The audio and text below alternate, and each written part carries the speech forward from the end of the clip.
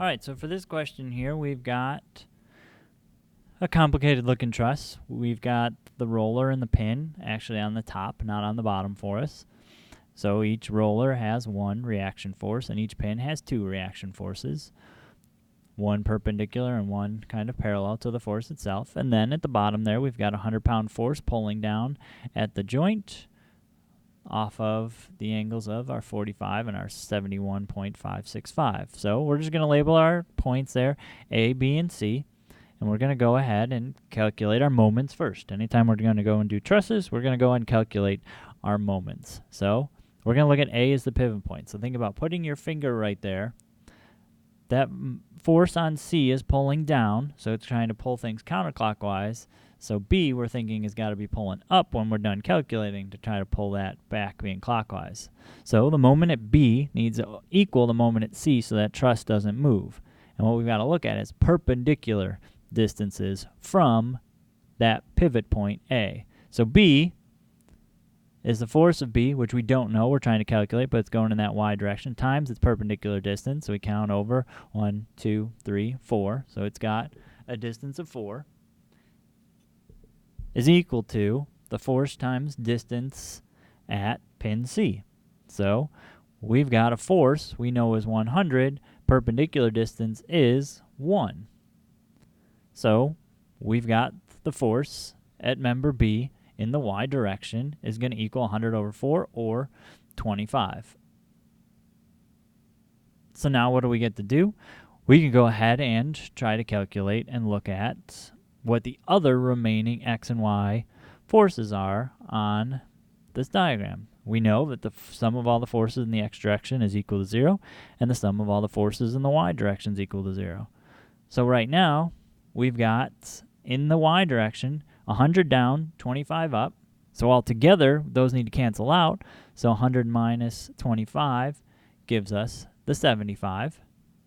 And then there's only one force in the x direction, so that one force has to be equal to 0. So where do we go from here? Now we're trying to figure out which pin do we want to start at to start finding the forces that are applied to the three different members of our structure. So we're trying to figure out which joint would have the least amount of things going on at it and the least amount of things and the most kind of information that we know. So we look at pin A, and we know our reaction force at pin A in the y direction, that original one, is 75. And then there's two members. There's a straight member with no angle, which is nice. That is the force of member AB.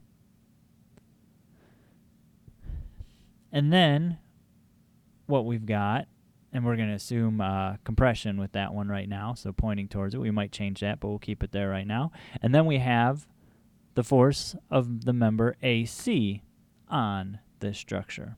And that right there is a vector, so it's going up and to the right now at an angle, so therefore we've got to look at the two composite vectors, one in the y direction and one in the x direction, because our formula, sum of all the forces in the x must equal 0, sum of all the forces in the y must equal 0.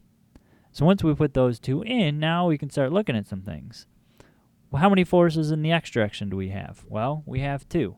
We've got FABX and FACX. How many forces in the y direction do we have? And strictly the y, so straight up and down, we've got two. We've got our AY is 75, so therefore the force of ACY needs to be 75 going down, so applying that tension away from that joint. So now what do we know? Well, we've got some angles. We've got right here, that angle on the outside is 71.565, so that means the interior angle needs to be 18.435 due to that right angle that's formed between the two, so the two of them are complementary to each other. Your geometry teacher will like that word. So what do we have? We've got an angle and we've got a side. We can go ahead and calculate those other two sides. We've got then the tangent. Why are we using tangent? Because we're trying to find the opposite and we have the adjacent. So the tangent of the angle is equal to the opposite. So the force of member AC in the x direction over the force of AC in the y direction, which is 75. So in our calculator, we multiply the 75 over to leave the force of ACX by itself. So we've got 75 times the tangent of 18.435. And that gives us the force of member AC in the x direction being 25. Now, if the force of ACY is 75 down, and we knew that because the reaction force of AY 75 is up, that means the force of ACX needs to be going left. So we're going to the left and down in order to end at that right point with there. So that means ACX is applying tension, so therefore force of ABX, 25, needs to be applying compression there. So now we've got one more member we want to calculate for.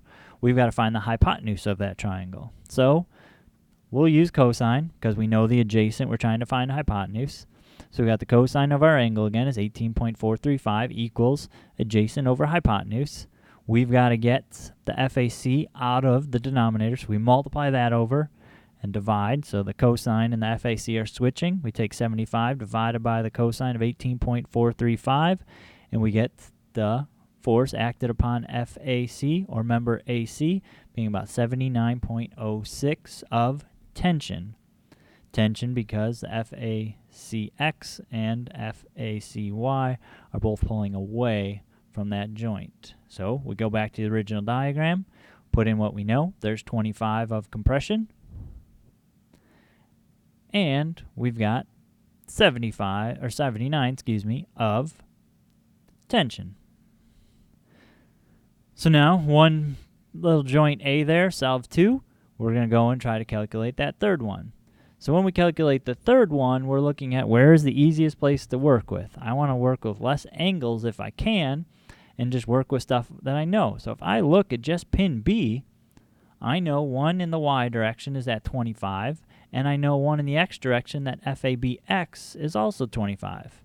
One's in the X, one's in the Y, so they don't cancel each other out, but it minimizes the amount of angles that I have to work with, so it reduces the amount of trig, and everybody's kind of a fan of that. So we've got the two knowns that we solved from the beginning, one from the members, the 25 up, and then one from individual parts of the 25 from before. So now we're looking at the force of member BC. And any angular force or vector has two composites, one in the Y direction, one in the X direction. So we've got the force of member BC in the Y direction, and we've got the force of member BC in the X direction. We don't care about the angular one. We know that the sum of all the forces in the X direction and the sum of all the forces in the Y direction equal 0. How many forces do we have in the X direction? We have 2.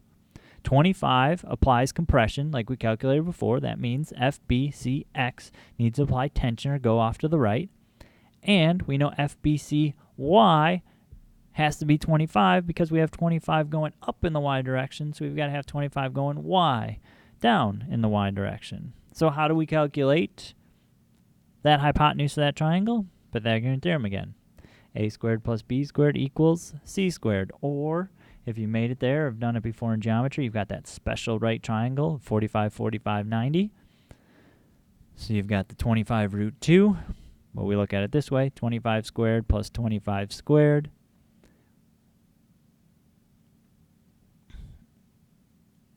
Square root of that